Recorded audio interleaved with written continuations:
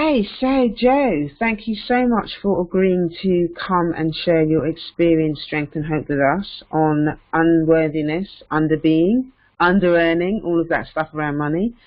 So the floor is yours. I will give you 5-minute warnings. It's 15 minutes. If you can share 15 minutes, that'd be fabulous. And then I'll give you warnings every 5 minutes, and then we'll have a little dialogue and stuff afterwards. All right, cool? Fantastic. Fantastic. Can you hear me? Yeah, I can hear you well, yeah. Am I good? Brilliant. All right. So, hi, I'm Joe, a grateful, recovering under-earner, under-beer, recovering debtor. So for me, I feel honoured to be able to do this. I've experienced, I would say, all the symptoms of under-earning, like time indifference, idea deflection, this compulsive need to prove, clinging to, well, not so much the clinging to the useless possessions. It was more for me about holding on to things and that worthiness of actually I'm allowed to have stuff. Definitely exertion and exhaustion.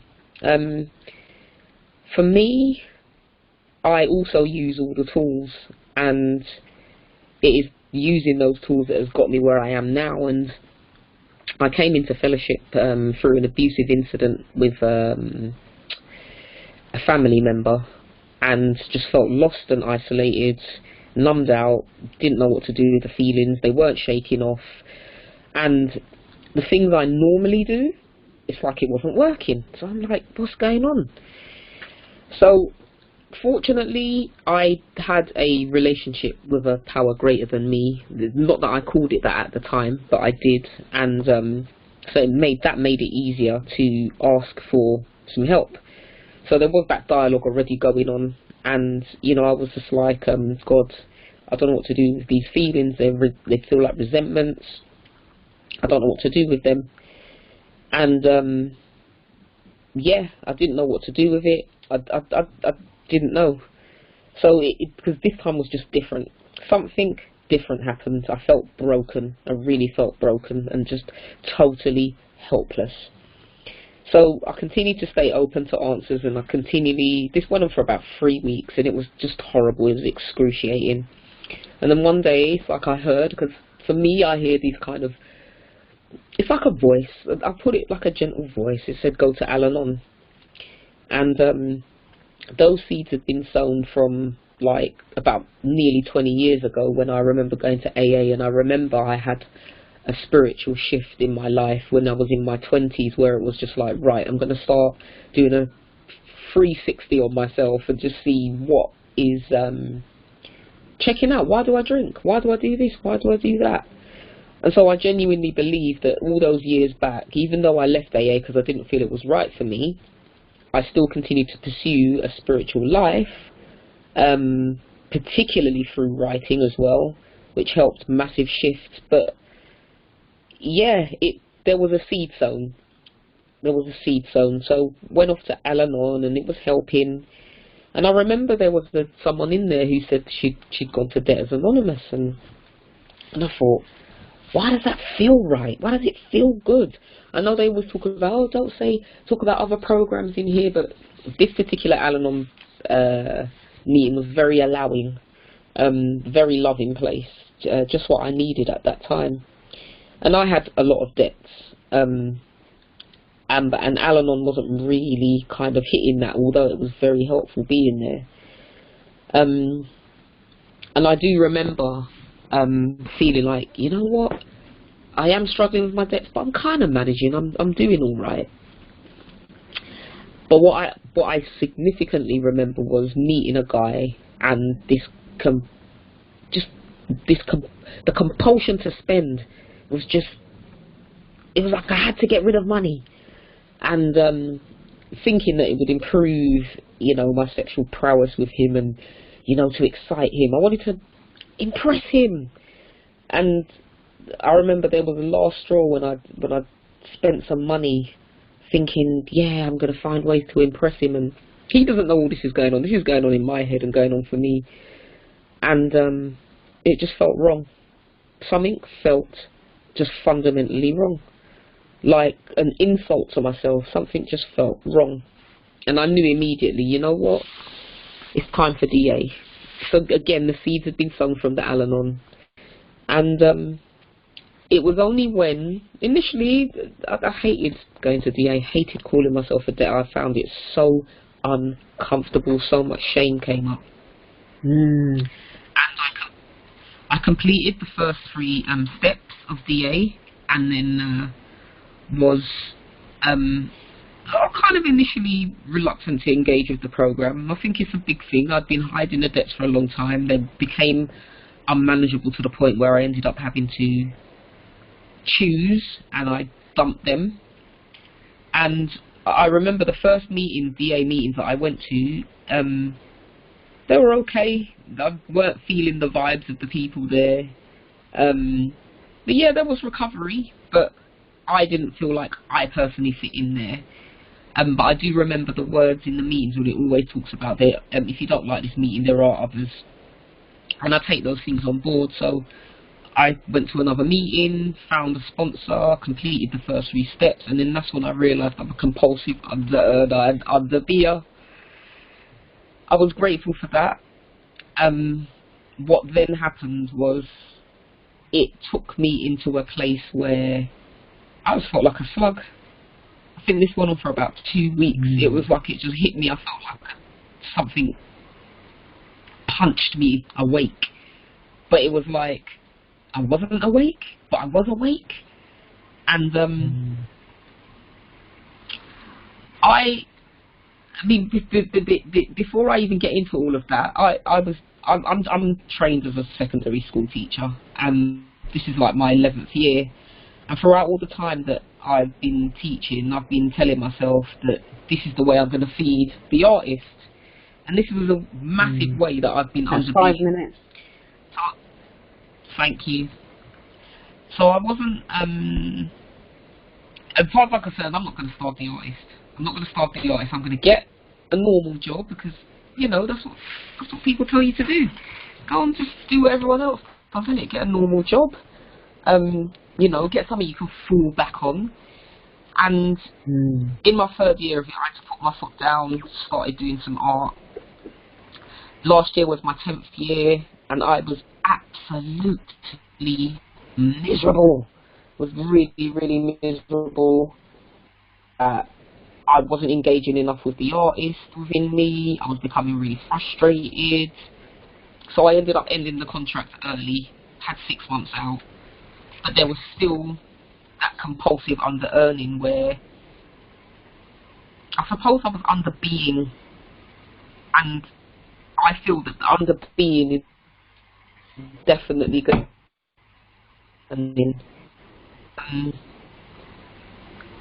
So I've got 2 business ideas, and one of them have a shop, which I plodded along and I did in between the working, and the other is artwork, which I will eventually monetize. I am glad I left the previous job, had 6 months out, still compulsively under-earning, but in this context, when I mean, like, I was literally earning, I've been earning nothing from it at the moment, from any of my creative stuff. It's been chronic. I've got a new studio space. I've had it for nearly a year now. Well, August will make it a year, and I do think it's important to have that creative space. The DA steps. So first, I did the DA steps. I believe that higher power wanted me to do it that way because I did ask, and that's what came up first. And I've been doing what the revelation has come to me is that I've got this compulsion. Just 1 second, Joe. And one, Joe, I know that's not my idea. Can you hear me? Say that again. Yeah, no, because you're going in and out. The signal, I don't know if you're moving or whatever, but the signal's going in and out. So I'm kind of missing bits of the conversation. No, that's more muffled. That's better. That better? Yeah, that's better there. Yeah, that's much better. Sorry about that to jump in, but I was getting frustrated. I thought I couldn't hear the story. Not at all. Oh, it's gone quiet again. Oh, can you hear me? Is that better? Yeah, now that's better. That's better. It's come back now. Okay, so I'm not sure where I should go from. I do have two businesses. Just go from.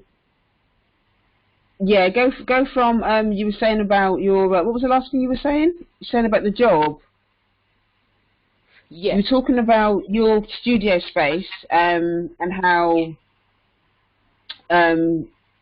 Yeah, how your creative. Yeah, that's what you were saying, that you hadn't earned that much money from your creative stuff, and you just kind of, you're starting to. Yeah, just go from there. Yeah, sure. So I know that it's the step 6 in particular in DA, the DA step 6, that has really revealed to me my compulsive under-earning and under-being.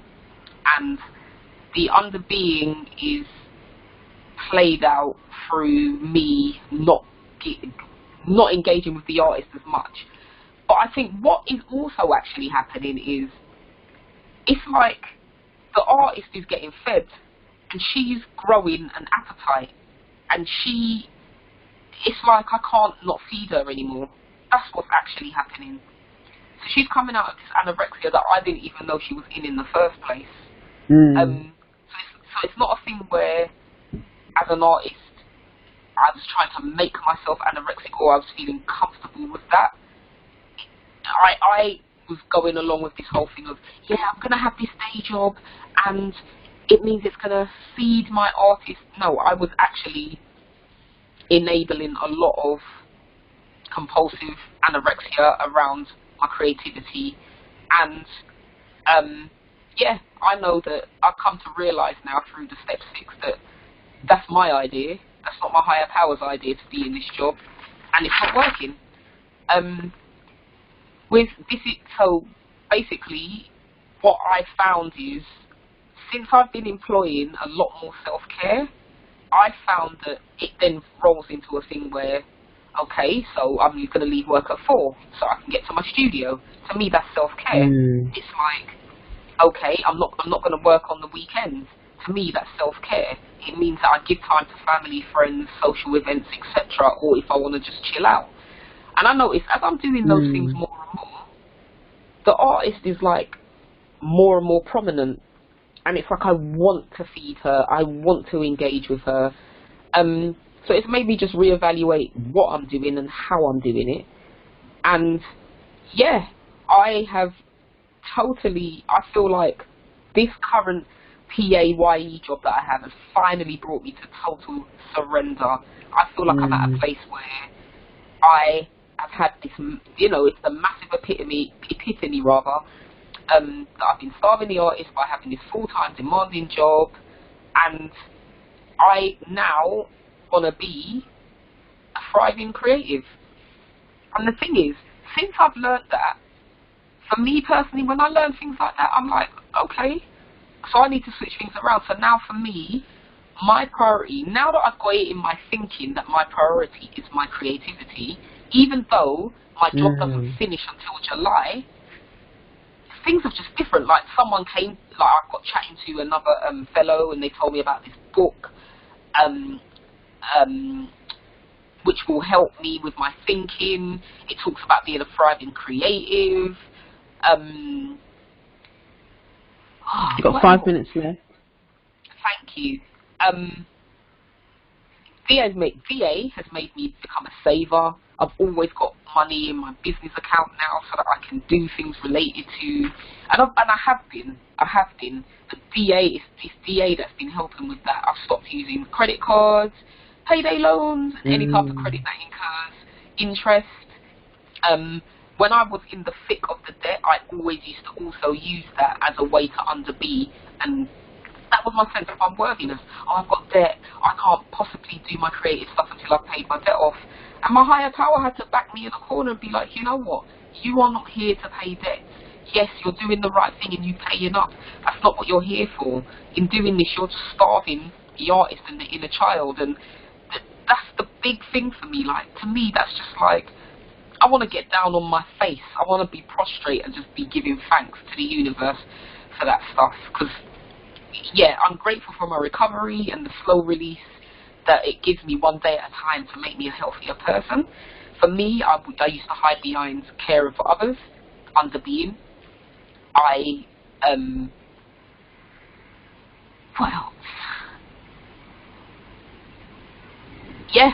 lacked healthy boundaries. Healthy boundaries, and that's what Al-Anon did. I needed the Al-Anon in the beginning because it helped me have a better relationship with myself so that I could create better boundaries, which now I bring into work.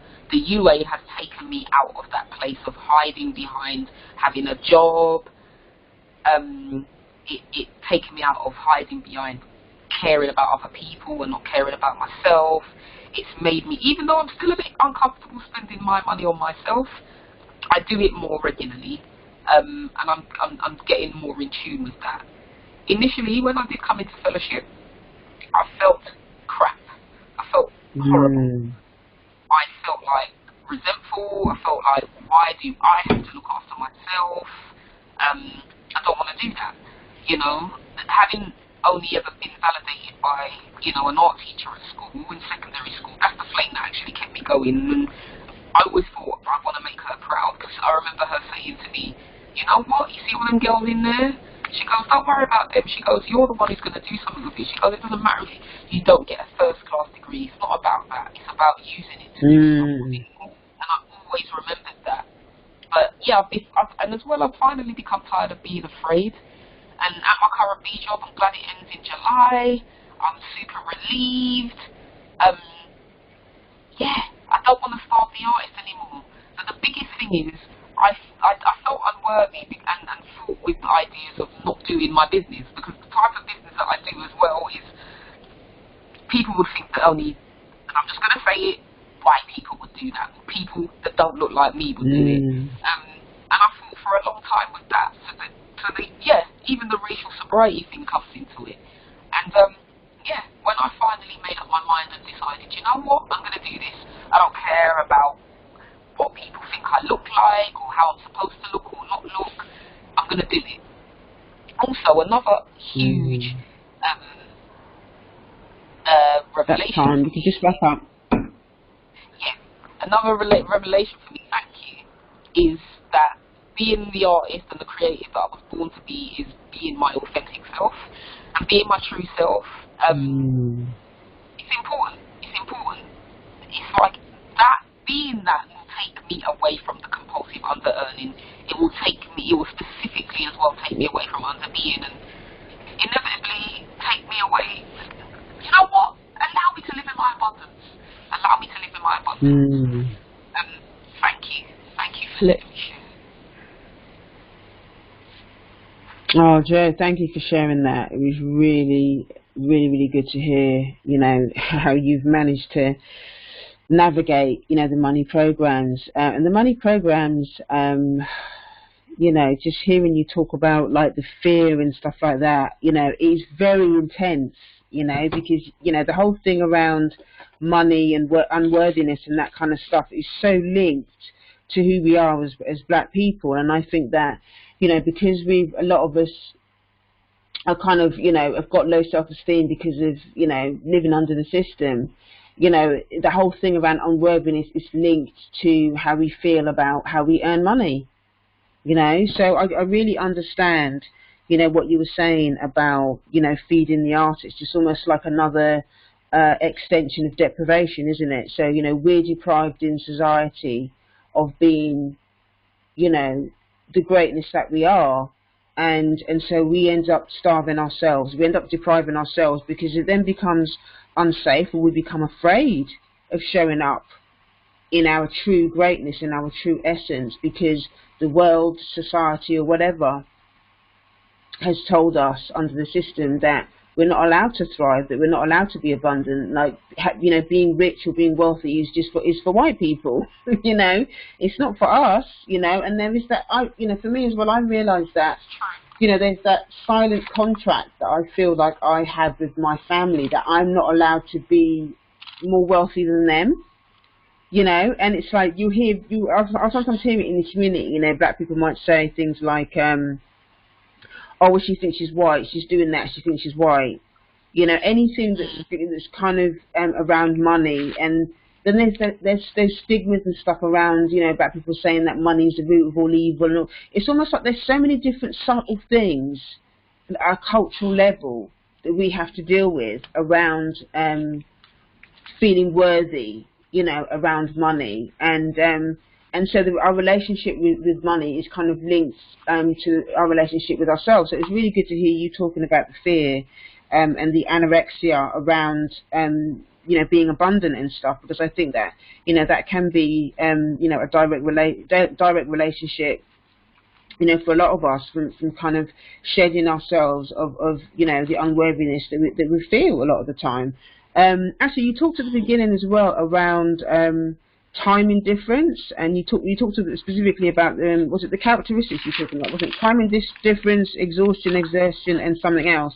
I'm just thinking, just for the people that, you know, are not in money fellowships. I mean, obviously, I understand a bit about what it means, but you want to just explain a little bit about, there was three things: the time indifference, exertion, exhaustion, and one other thing. I can't remember what it was now. If you could explain that, that'd be great. So yeah, yeah. The time indifference for me showed up in this constant need to get the PAYE job. But I didn't realise that at the time. That's where it's gone on for me to understand this whole thing of this compulsion to have this day job, because I think that that's the right thing to do, because that's what they tell us to do. Okay, you sound really quiet again. Whoops. How am I now? No, still a little bit quiet. How am I now? It went in and then went back out again. You just keep talking. Whoops. How am I now? It's still the same. I don't know why it's doing that. No, it's still a bit quiet. How's this? It's a little bit better, but I don't know what it is. There's something where you move or do something. I don't know what it is, but then it just kind of it's got more bass to it. How's this? Ah, that's better. Right. We okay? I'm gonna sit just still like this. Okay, go for it. It's gone back again, I think. Oh, sugar lumps. Oh, there you go. It keeps going in and out. Right. Oh, sugar. Yeah, see, then it went back. Yeah, go for it. Go for it. Well, I'm sure we'll be fine. Fine. Time indifference showed up for me in the constant need to get a regular job. So I was powerless over these thoughts, literally. And I think that's coming from the fact that it's like work ethic from family, you know, overvaluing other family members' opinions. You know what I mean? And this whole thing of, do you know what? But also there's an element of trying to fix some level of abandonment, in the sense of, well, at least I can look after myself. I can do it. Me. It's not, and this whole thing of like, it's not trusting, to be honest. It's not trusting. And even as I'm saying it all makes so much spiritual sense, but on a worldly level, it almost sounds like it doesn't make sense. The other one was clinging to useless possessions, but the thing is, for me, I was a bit the opposite of that. It's like, I needed to hold on to things. I would give things away all the time. I had this compulsive need to give things away, and that was part of the dating stuff. Because the more I gave things away, the more I cared about other people and focused on them. I wasn't focused on myself. I wasn't caring about myself. I wasn't having healthy boundaries. So I had to learn to keep things. And the exhaustion stuff, again, if I'm compulsively having thoughts about having a day job and compulsively having a day job, I'm going to get exhausted. There's going to be exhaustion. Another epiphany, actually, is that I live in a double life at the moment. I've got my full-time job, I've got my studio with my art stuff that I'm plodding along doing, and I'm not making enough room now. It's not enough now. It's like my artist is putting on weight. She's got some weight to her, and it's like she needs room, she needs space. And in that full-time job is taking up my peak hours, which creates the exertion and the exhaustion. Yeah, I'm overworking myself. Essentially, I've got two jobs. And so it's come to that place where I now need to choose, and I want to choose. And what I've been also doing is working on my mindset. So I've been listening to a lot of stuff that is helping me with prayer formations, which basically is a way of, actualizing. Essentially, it's actualizing. So it's me talking as if. It's me listening to things as if. It's me challenging those whole concepts around. And even if I am afraid, go ahead, do it. And that is the place that I'm at the moment. That's what fellowship helps me do. Is reach out and hold on to these tools within fellowship and even outside of fellowship. Hold on to these amazing spiritual tools that is helping me to come out of the fear place and actually, regardless, feel the fear, do it anyway. And I'm feeling really connected with that child I remember who was never afraid of anything. And to be connected with that child again, to wake her up again, oh my God. Today, I just felt so beautiful as a human being, just due to excitement. Feeling excited to be alive. Like, that's recovery. That's how it's showing up. I'm coming through. I'm recovering from the unworthy. I'm recovering from the underearning. Definitely. Definitely. Yeah, it's really good to hear you, and I think it's important to share this as well as part of this conversation around money and stuff like that. And we've had these conversations in the past, Joe, about the whole concept of the money fellowships and the abundance and the manifestation and all of that kind of stuff is actually not really about the money.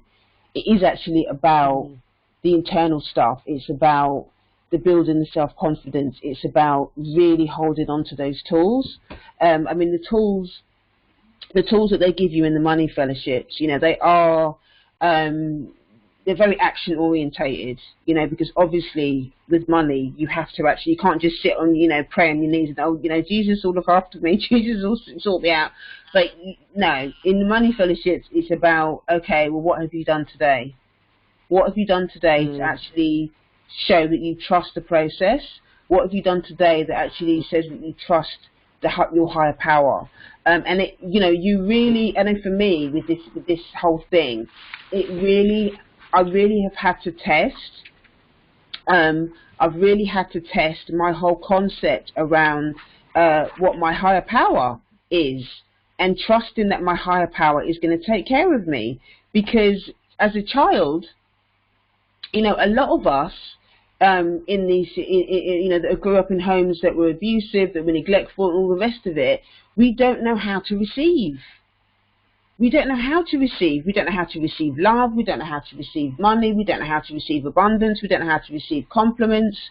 We don't know how to receive anything, because it's not what we're used to. And our histories have always been about, a lot of us, I will speak for myself, our histories have been about putting other people first, putting white people first, putting our parents first, putting our siblings first, putting our love, our partners first. Everybody comes first except us, because we're told that we're selfish if we do it, if we put ourselves first.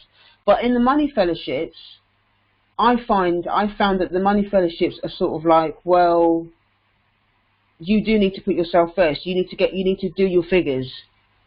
You need to there's different money fellowships for different things, but one particular money fellowship is all about doing vision work. And it's like, okay, well, how big is your vision? How big do you want your vision to be? Not what do you think you deserve today. Like, what do you think is your your life purpose? What do you think is your higher power's vision for you? What is your gift? What is your gift that your higher power has given to you that you're hiding? What are you not sharing with the world? And that's when the money starts to come, because you first of all, you have to kind of build a lot of the internal work. You build a lot of the internal stuff around your self-confidence, and you do all the practical stuff as well around, doing the vision work and keeping your figures and all of that kind of stuff, and really showing up for yourself. The tools and stuff for the money fellowships are the bomb.frigging.com. I have to tell you, they are the bomb.frigging.com, because, I was raised in a house where I didn't know nothing about money.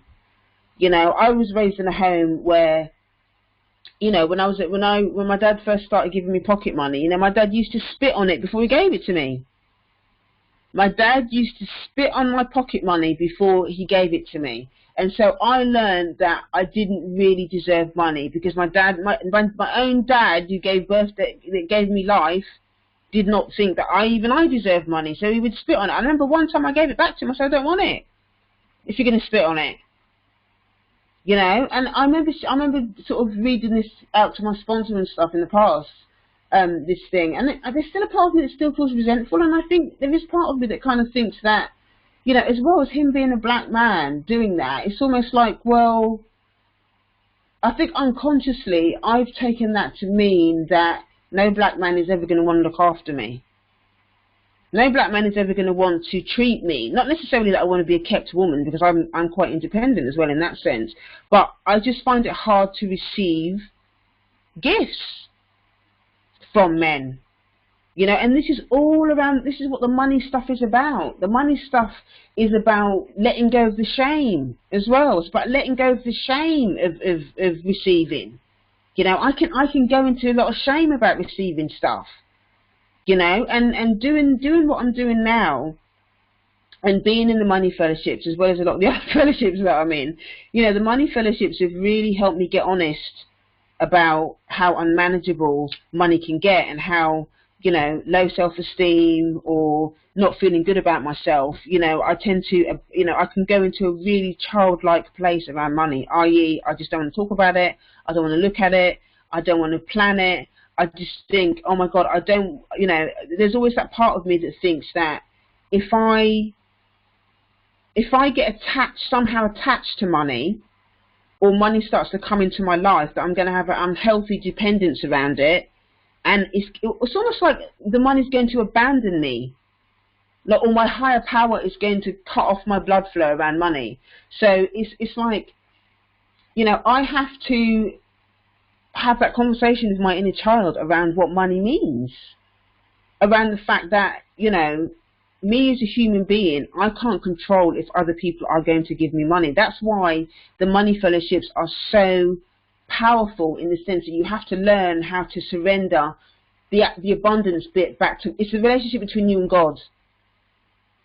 You know, this is one of the reasons why the money fellowships is so powerful for us as black people as well, is because a lot of us are reliant on white supremacy for money. We rely on the white man for money. We rely on white institutions to educate ourselves. We rely on white institutions to pay us our wages or whatever it is.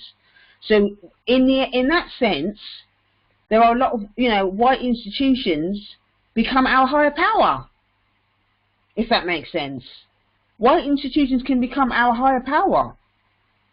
So then what happens is that we lose connection with the fact that our higher power, i.e. our ancestors, our Ra, Ma'at, Buddha, whatever you want to call it, we lose that connection with the fact that it's our creator that actually gives us the money, not the white man. But because of the pain that a lot of us have been in, the trauma that we've been in, and we've been trained to rely on white institutions for our money, that it becomes painful for us to step away from those institutions and start to build for ourselves. Because again, that attachment, because we're always told that we're not good enough, we can't do this, we can't do that, you know, and we're afraid of not only being abandoned by white people, but also by our communities if we do this work, that it's a really painful process. Really painful process. I can't tell you how painful it was for me to be in those money fit, and it's a daily thing. The fear still comes up. Oh my God, am I really going to be able to do this? And then there's all the negative conversations around, you know, black people don't support other black people, and black people don't spend money. And then there's the whole thing around, you know, well, the black people are like crabs in a barrel. They're not going to be able to do this, and it can be terrifying as a black person to leave your corporate job, you know, or what I like to call being on the plantation, to leave your plantation job to actually start doing stuff for yourself or start to live in your purpose. That can be very terrifying. So I think, you know, for us to be able to have these conversations about how painful it is to go through this process and to do it anyway. You know, and Joe and I have had loads of these conversations about, you know, fear around doing this work, and the fear that comes up around being fully self-supported, and the fear around being successful. And for me, it's about fear of abandonment, fear that I'm going to be abandoned by my higher power around money, or somehow I'm going to wake up and I'm going to, I'm going to be on the streets, with my child, homeless, or somehow, my community is going to abandon me or whatever, because, secretly I think that maybe I'm not good enough and all of that kind of stuff. So what the money fellowships do is help to give perspective, and to not make other people, i.e. white people, or your community, or whoever it is, not to make them your higher power, but to stay plugged in to the higher source. Because really, your higher power is your source. That's where the money is going to come from. It's going to come from God. God is going to send you the money for whatever you need to do. But you've got to take the action. The recovery process, the money fellowships give you a process to be able to rebuild that relationship with your higher power, so you start to rely more on that rather than institutions or other people. And then you just got to it's about taking the action. So you're scared, you're terrified, you might feel shame about receiving, and you're going to feel all of those, a range of emotions. But the great thing about doing this work is that your awareness gets heightened, number one, and then number two, you're around other people that are also doing this thing, that also feel scared. And if you're doing this work with other black people as well, you can talk about the anxieties around stepping away from white institutions, or, fear of kind of working with black people or whatever. You can have these conversations, and then you can still do the work.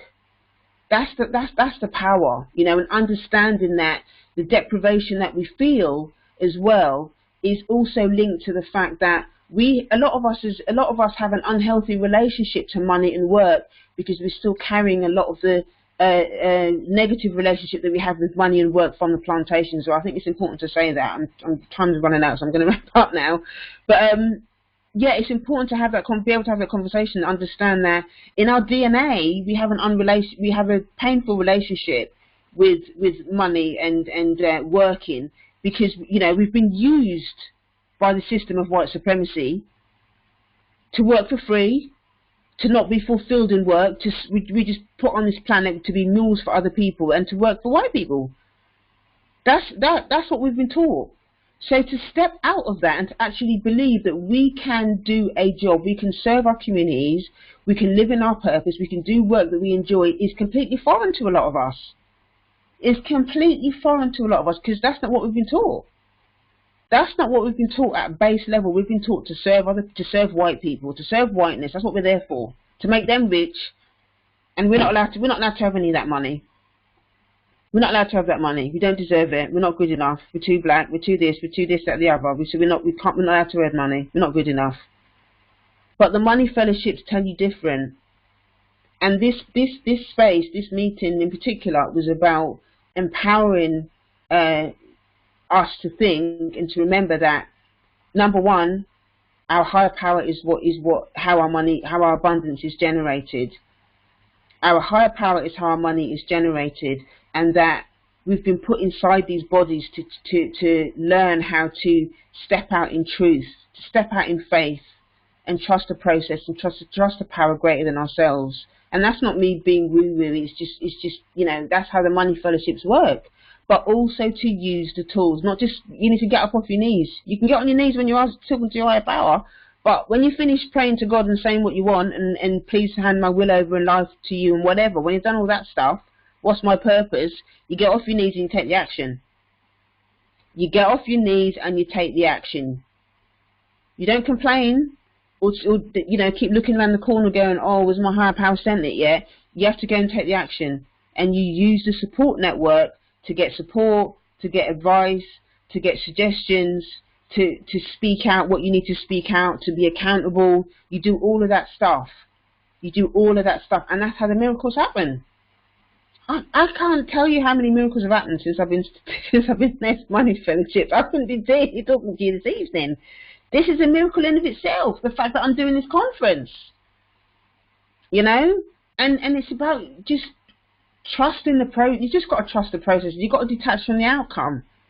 You got to be willing to detach from the outcome of what this means. And it really is about staying focused on your relationship with your higher power, and your relationship with taking action, and your relationship with your community. This is the community part of it. the staying connected to the meetings and all the rest of it, that's a huge part of it. Otherwise, it's just scary to do it on your own, you know. So yeah, just thank you so much, Joe, for sharing that. I did meet you actually because I